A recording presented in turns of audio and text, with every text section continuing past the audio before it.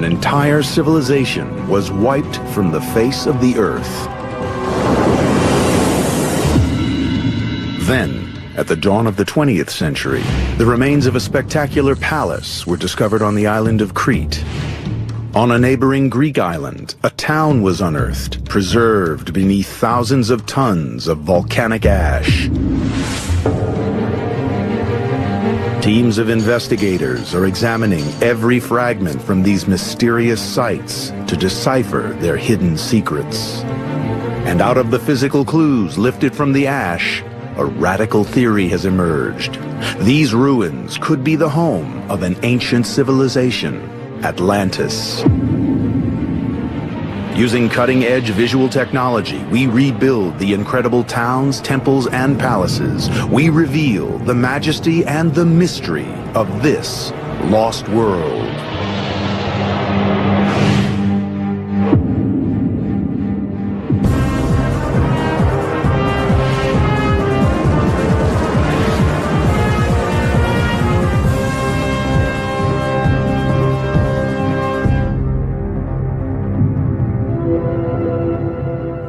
Every search for Atlantis begins with the writings of the great Greek philosopher Plato.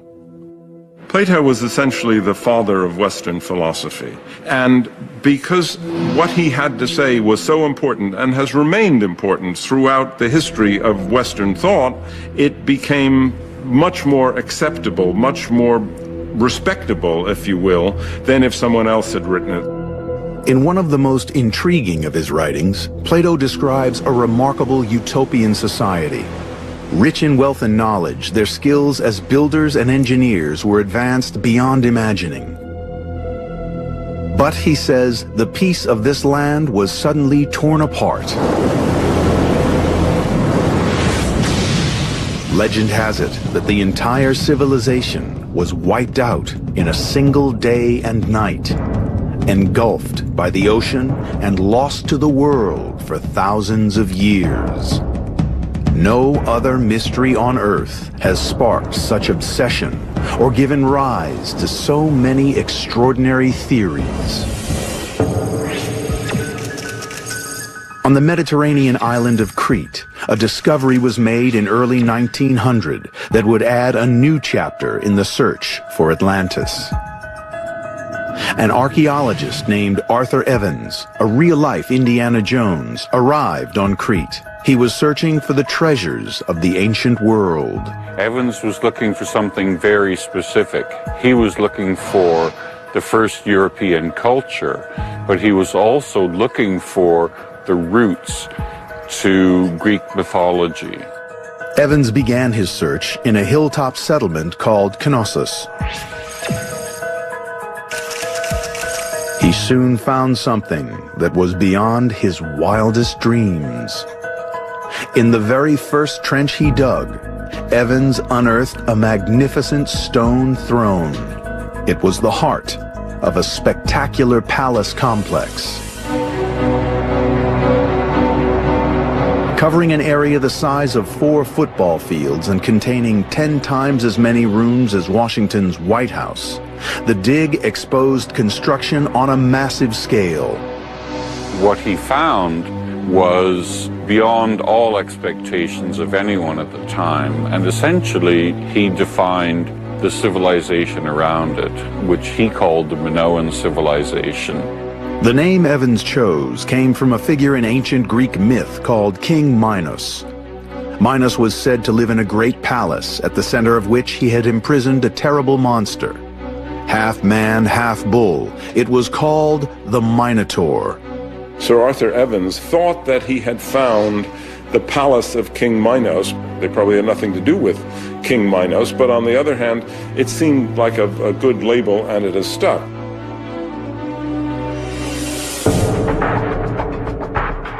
Today, a groundbreaking new theory has emerged as to the origin of this lost world. It's entirely possible that something like the Atlantis myth comes out of here, and it's passed on for centuries and grew in some kind of grand importance. And so there is this theory that the Minoans were in fact the early Atlanteans. It is the sophistication of the palace on Crete that is the first link to the idea of Atlantis. The builders of this remarkable structure had achieved a level of engineering excellence that would not be seen anywhere else in the world for centuries. It is littered with artifacts dating back over 3,500 years. The remains of hundreds of decorative pots and beautiful wall paintings are being discovered. As investigators piece together the fragments of this ancient art, they are discovering sophisticated images of the people and the lives of a lost civilization. People were extremely interested because this was going back beyond the boundaries of classical studies and classical archaeology into something entirely new, which had not really been envisaged before. The buildings here are older than anything previously discovered on the island, and they are infinitely more advanced. Teams of experts are now searching for the clues that relate this complex architecture to Plato's story of Atlantis. Colin MacDonald has scoured every inch of the palace, above and below ground, to expose every technological achievement. And beneath the surface, he has discovered one of the site's most advanced features. Down beneath all of this, there is the most remarkable water system, both for the drainage of water and for the water supply itself. Astoundingly, this sophisticated network of pipes predates the plumbing of the great Greek and Roman empires by over 1,000 years. These terracotta or clay water pipes are made up of 1 meter sections, the one tapering into the other. It took water to lots of different parts of the palace, and equally impressive systems were used actually to get water out of the palace for the drainage system itself. A vast subterranean network carried wastewater away from the palace. Using the details of Colin's survey, we can now see how the drains circled through the palace's royal quarter. We're right in the middle of the main drainage system of the palace here on the east side. It's stone built on either side, about 1 meter high here. In times of torrential rain, huge quantities of water could be dealt with by this drainage system. A similarly sophisticated water management system is described in Plato's stories. He wrote of a palace where water was plentiful. Collected from the surrounding hills, it was in abundant supply throughout the city, just as it was here at Knossos. What's more, at the Palace of Knossos, the engineering above ground is every bit as sophisticated as that which Plato describes.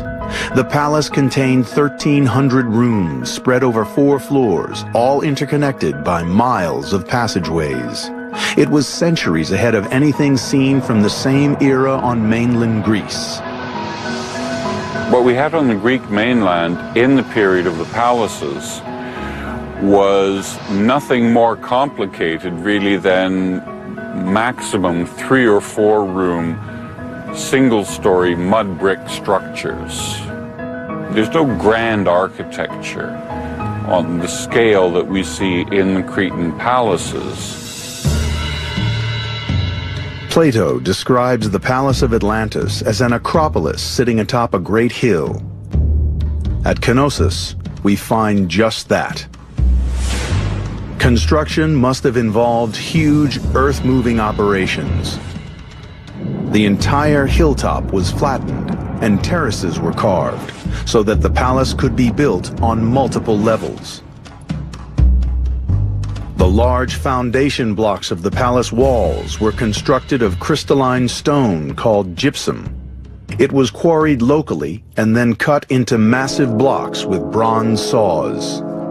We're right in the middle of a large quarry used for quarrying the gypsum that was used in the construction of the first palace at Knossos.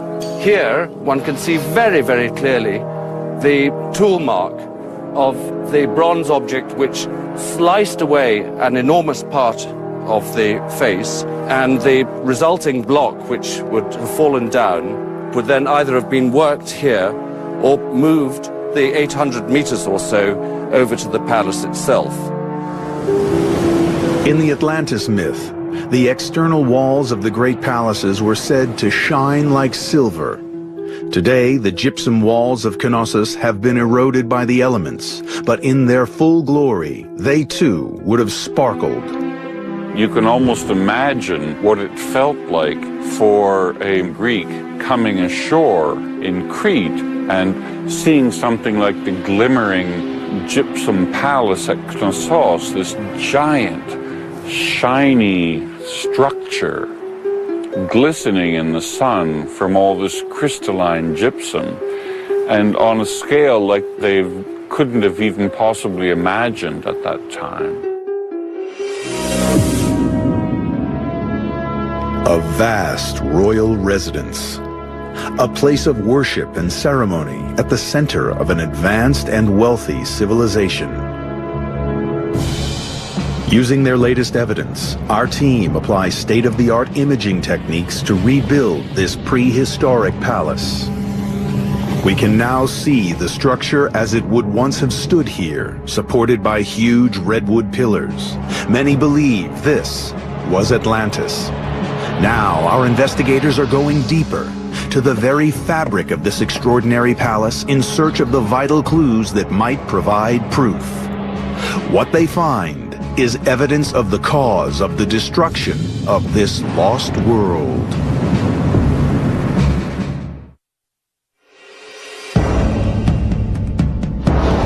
In the heart of the Mediterranean Sea, on the island of Crete, a remarkably sophisticated palace has been unearthed, and the find has reignited the search for the most famous of all lost worlds. With its massive scale, its complex water management systems, and its sparkling gypsum walls, the engineering of this extraordinary palace ties it closely to Plato's descriptions of Atlantis. Hidden deep in the fabric of this amazing place, there are even more compelling links.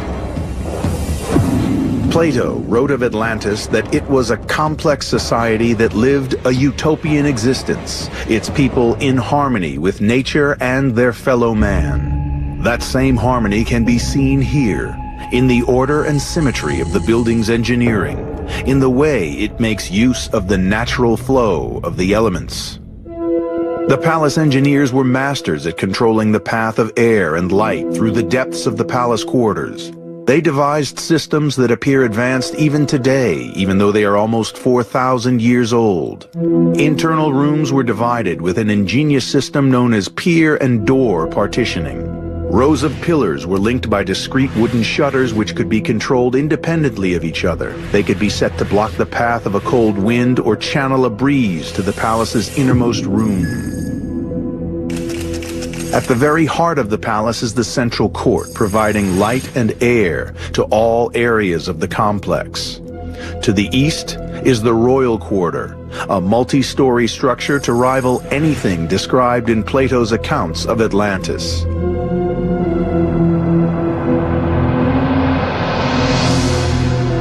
At its heart, a huge 4-story spiraling staircase was built around pillared balconies, open to the elements to form a vast light well.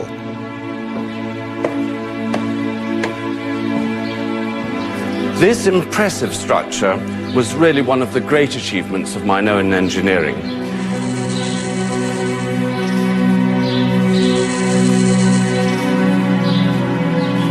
And in the middle of the staircase is this marvelous rectangular light well, which allowed the natural sunlight to diffuse all the way down to the bottom and then outwards into all the rooms which would otherwise have been very gloomy indeed.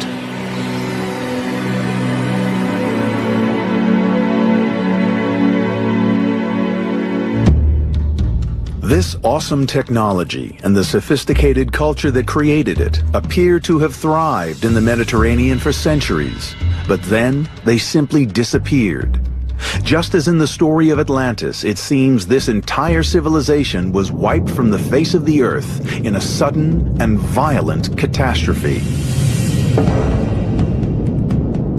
The first clues to what might have happened lie in the sea that surrounds the island. The whole of the Mediterranean is divided into two tectonic plates, with Europe on one side and Africa on the other. These two colossal landmasses collide, and periodically the energy of these collisions is released in earthquakes. The archaeological evidence for earthquakes is very difficult to detect here, partly because, of course, they rebuilt and repaired immediately afterwards. There is one instance, however, on the south side in the so-called House of the Fallen Blocks. It seems that at the end of the First Palace period, there was a huge earthquake, and these enormous blocks were thrown several meters to the south, and there they remain today as evidence of this enormous earthquake. Our experts have discovered that the palace engineers devised new and innovative techniques to create structures that would withstand the destructive force of these violent quakes. Simply put, Today, our team are keen to learn from the experience of the palace engineers, and they study closely the anti-seismic techniques deployed at Knossos. in order to make their tall, skinny walls stand up, it's quite probable that the first thing they did was to buttress them up, rather like this. So if I pretend to be an earthquake and shake this table here, well, as we can see, buttressing on its own doesn't do the job. In the final phase of building at the palace, walls were constructed of stone and supported by an ingenious system of wooden frames. This combination of materials gave the structure both enormous strength and flexibility. So what the people of Knossos did was to use timber framing to reinforce their thin masonry walls and support the framed up wall off big heavy walls, buttressing like this. And if I pretend to be an earthquake machine again and give it a good old shake, we can rapidly see that I could be shaking that all day long, and this wall is going precisely nowhere.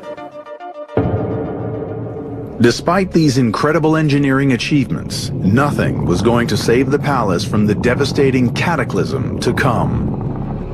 Seismologists that have been studying the geological history of the area now believe that Crete suffered a cataclysmic event around 1500 BC. This new evidence shows that Crete was struck by a massive and deadly wave.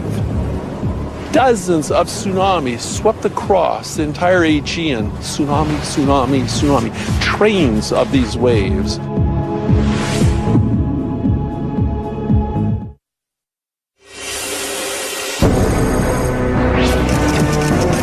On the Mediterranean island of Crete, archaeologists have discovered the remains of an ancient palace. These stunning buildings are the first trace of a culture that has been missing for 3,500 years, and many believe that the palace was at the heart of the most famous of all lost worlds, the civilization of Atlantis.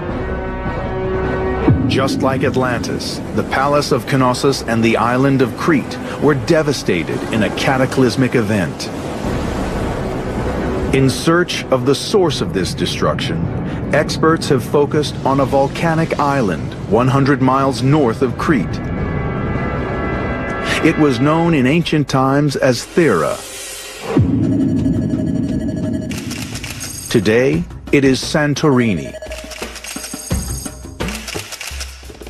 Volcanologist Floyd McCoy has made it his life's work to decipher the geological clues and piece together the island's destructive history. This volcano has an amazing history of repeated giant explosions. With every explosion, this hole in the ground, which we call a caldera, is re-excavated repeatedly. And every time it blows itself apart, it leaves a deposit on the landscape, and layer by layer, it builds itself up. And so what we see over there are the layers of these repeated explosive eruptions through tens of thousands of years. At the center of Santorini, inside the cliffs of the main island, is Nea Kameni, the new furnace. It is a barren and hostile island, peaked by the crater of an active volcano. Floyd McCoy has discovered that there was once an island right at the center of the caldera. It was swallowed up by a terrible volcanic eruption. Occupying this large caldera then was this large island that a civilization lived on. It's gone. The island was blasted to bits. Plato wrote of a devastating cataclysm that destroyed the great civilization of Atlantis. And Santorini, the closest neighbor to Crete and the Palace of Knossos, was the location of one of the biggest explosions in recorded history. Researchers have developed a new theory, that Santorini and Crete were both a part of Atlantis. The theory has its basis in the dramatic color of these cliffs. Plato described quarries in Atlantis where rocks of white, black, and red were extracted from the hills. The rock was then used in the construction of a great island city. The description matches the rocks found here in Santorini. This island city was described as being laid out in a series of concentric circles of land and water, each one connected to the ocean by an immense canal 100 feet deep. There were also docks for huge numbers of ships and a causeway over which they could offload the riches, whatever they were, that were coming into Atlantis. In other words, everything that human beings could need was available in Atlantis itself. Plato's description of the island as circular relates perfectly to the symmetrical formation of the central volcanic island on Santorini.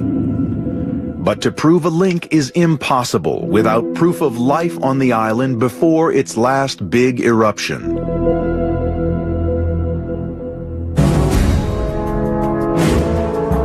Then, in the early 1900s, during excavations in a quarry here, a fantastic discovery was made.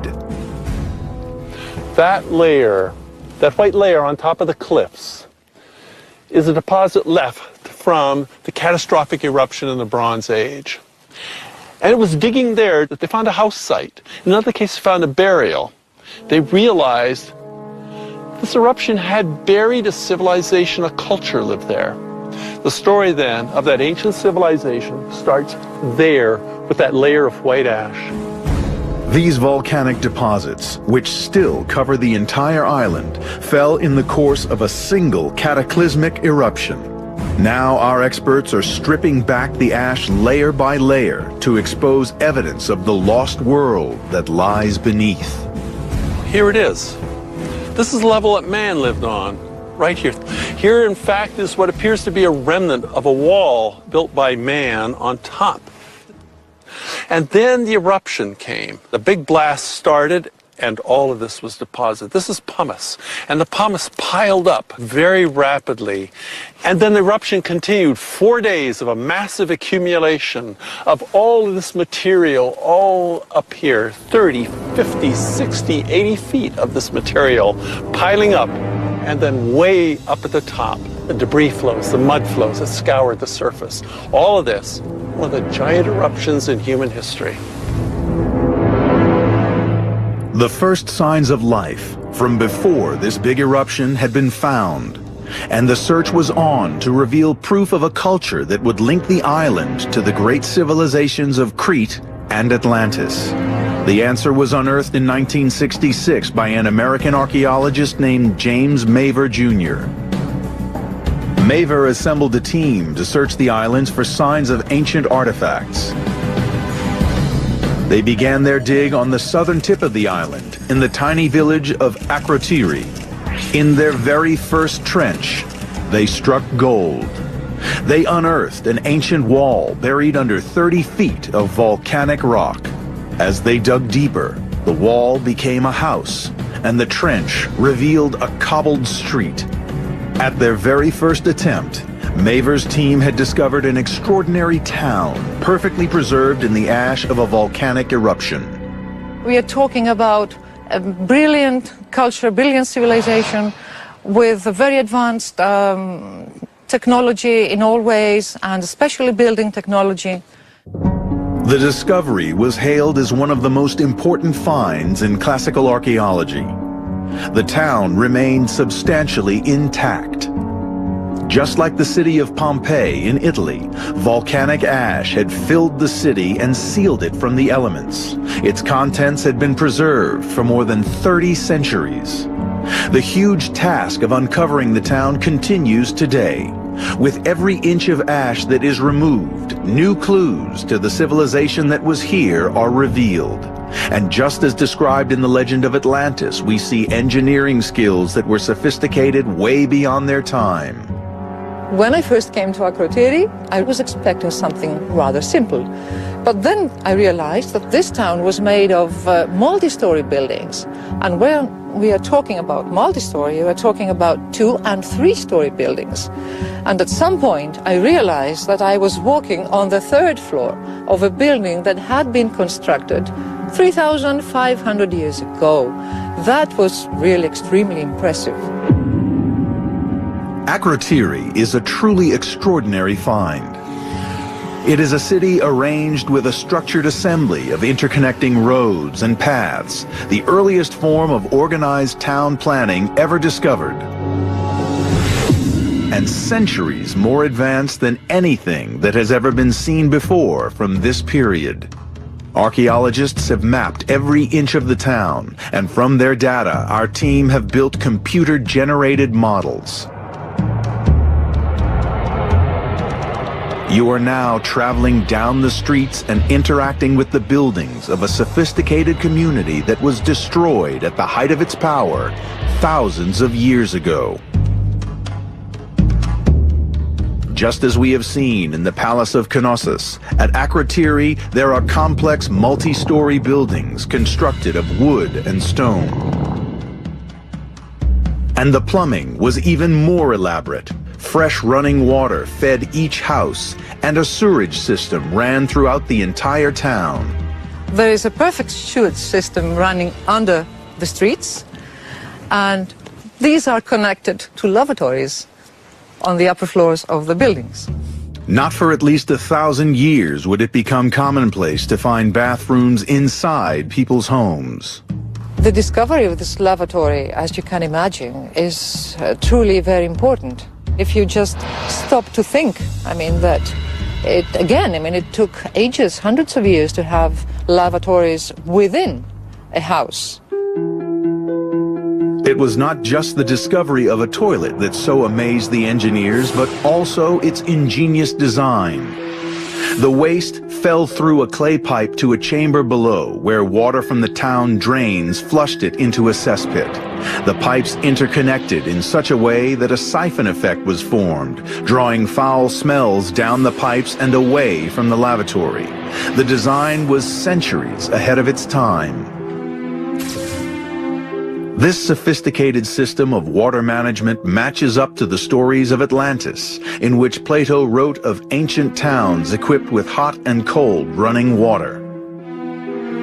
But there was one crucial discovery at Akrotiri that lent new credibility to the idea that Santorini was the island at the center of Atlantis.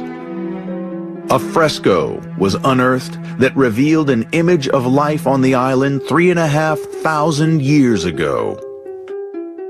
Can we be so lucky as to have a snapshot of what this landscape looked like? Here is the peninsula, the Akrotiri Peninsula. It shows a profile of the island, 1, 2, 3 peaks. Going down farther, we see a waterway that surrounds a central island, a fairly large island. And on that island, a city. They were living on the central island. That central island was a developing volcano.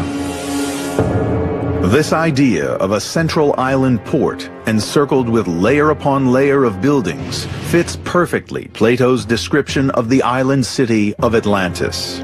A city that at the height of its power was blown to bits in a devastating eruption. Seismologists are now following a trail of clues that lead from Santorini back to the palaces of Crete. They will reveal the full extent of the horrific disaster that tore Santorini apart and led to the destruction of an entire civilization.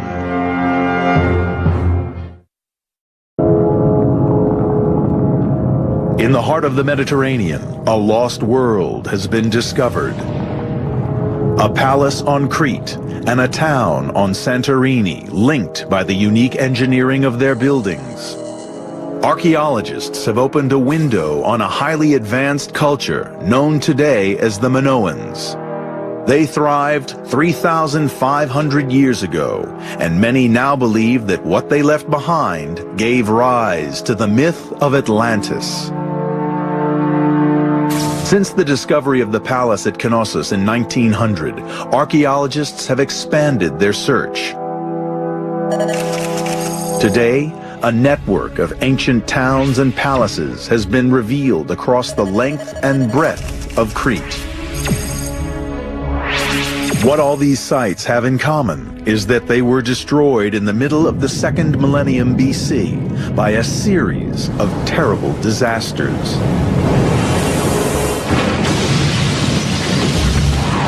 According to the Greek philosopher Plato, Atlantis too was destroyed in a single day and night. The land was swallowed by the sea. 100 miles north of Crete on Santorini, Floyd McCoy has been gathering data to determine if the magnitude of the eruption that happened here in 1500 BC was enough to cause the devastation of Crete. What he has discovered is beyond all expectations. So how big was this eruption? It was huge. How do we determine this is by how much material is blown out during the eruption. And the more we look, the more we find. There are huge, thick deposits of this ash and pumice on the seafloor that surround this island. It's been found down to the Nile Delta. It's been found up in the Black Sea. When we take all of this material and calculate the volume of it, we come out with an eruption that is perhaps 10 times Krakatoa in 1883. Because Krakatoa exploded in the late 19th century, we have comprehensive records of the eruption, and the details are spine-chilling. The eruption ejected more than 6 cubic miles of rock, ash, and pumice into the atmosphere, killing 36,400 people. But it would have been dwarfed by the Santorini eruption. It was enormous, and it occurred right in the middle of a flourishing civilization.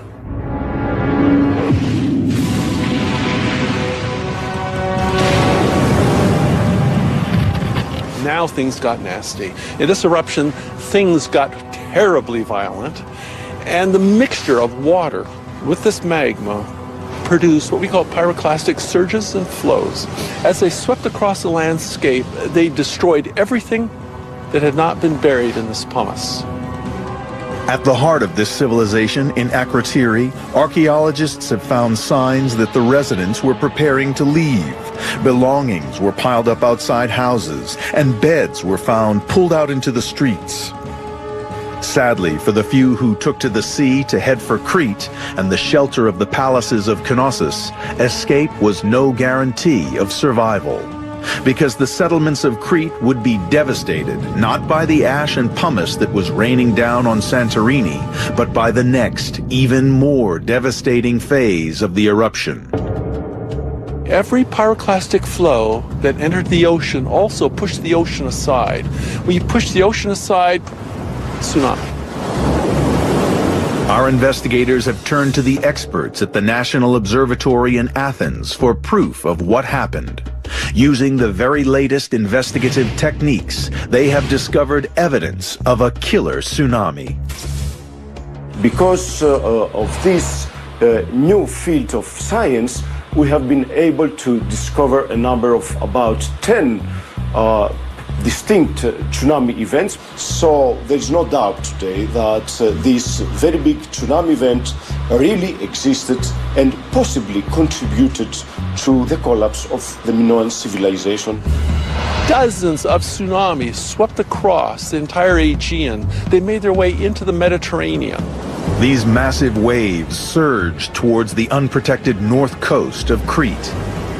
First in the firing line was the coastal town of Malea. Just yards from the seashore stood a magnificent palace, its sophisticated structures engineered with the same complex layout as the palace at Knossos.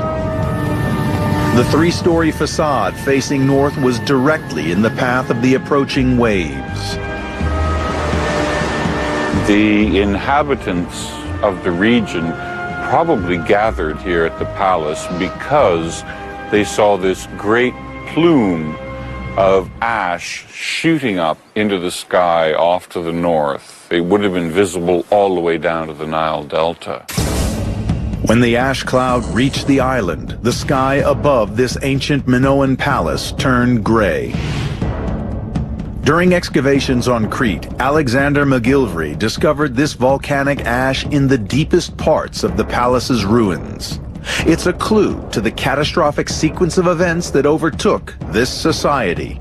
When the first wave came pushing ashore, bringing with it their fleet, from fishing boats to great trading ships, would have all come crashing through here and gone all the way to the foot of the mountains over there, ripping away at this architecture, rubble and trees and smashed up ships come crashing back through here and over back into the sea.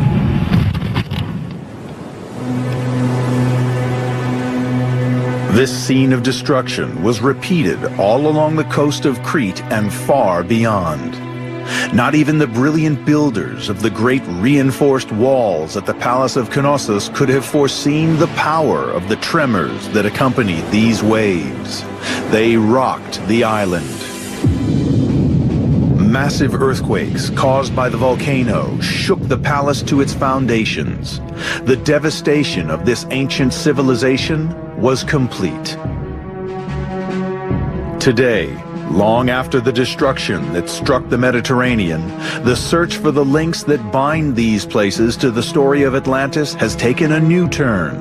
The final extraordinary clue leads east to the ancient land of Egypt.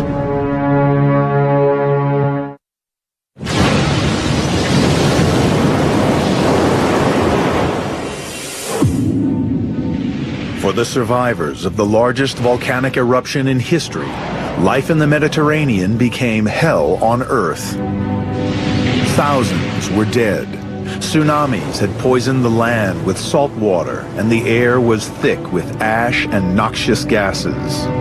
Just as Plato wrote when he described the end of Atlantis, the island of Santorini, at the center of this newly discovered world, had been destroyed.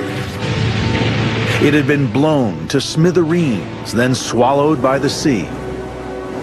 And 100 miles away, the great palaces of Crete had been devastated by quakes and engulfed by terrible tidal waves. In their search for evidence of the survivors of this devastating cataclysm, our investigators are piecing together the final chapter in the life of this extraordinary civilization. When the tsunami swept through here and reduced this building behind me to foundation level, the best way for the survivors to cope was to go to the most powerful nation and the wealthiest nation of the time to ask for help. Alexander McGillivray believes that the survivors turned to their long-term trading partners, the Egyptians. There may have been people brought in from elsewhere to help with all of this, with the pharaoh in Egypt contributing the wealth and perhaps the manpower. This close relationship with Egypt is probably the single most important link that researchers have established between this newly discovered civilization and the stories of Atlantis. Because the origin of the story of Atlantis was not Greek, it was Egyptian. In 590 BC, in the holiest shrine of Egypt's capital, the great Greek statesman Solon was shown ancient inscriptions. They date back to almost 1,000 years before, 1450 BC. These documents told of the existence of a civilization of great power and prestige, ruler of all the lands to the west of Egypt. When Solon returned to his homeland, the story of Atlantis became part of Greek folklore, a tale told at parties and passed down through the generations until, in 370 BC, Plato penned his version of this Egyptian tale. Now, on the wall of an Egyptian tomb, researchers have discovered inscriptions that they believe are the original texts that were shown to Solon. It turns out that Solon must have invented the name Atlantis because the Egyptians called the people of this ancient world by another name. That name was Kefchu, and Kefchu is the Egyptian name for the people of Crete, the very island at the heart of this lost world. So what happened to the survivors from this remarkable civilization? There are signs on Crete that the Kefchu did begin to recover after the effects of the catastrophic volcano. But the survivors were dangerously vulnerable, and soon after the catastrophe, warriors from the Greek mainland invaded Crete. The Minoans did not have the strength or the numbers to repel the invaders, and the island fell. This finally spelled the end of one of the greatest civilizations in human history. The sophisticated engineering techniques and the extraordinary architecture that gave them their unique identity disappeared forever. The Greeks went on to dominate the entire Western world. They gave birth to a culture on which Western societies are based, but things could have been so different. If it weren't for the tsunami and the Theran eruption, we would probably be reading Plato in Minoan. The Minoans would have continued to expand their empire onto the Greek mainland.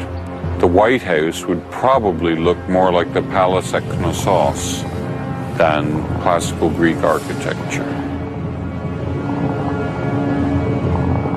There are still many questions to be answered that could shed light on the links between the great palaces, towns, and temples of Crete and Santorini, and the mysterious legends of the Egyptians' Kefchu and Plato's Atlantis.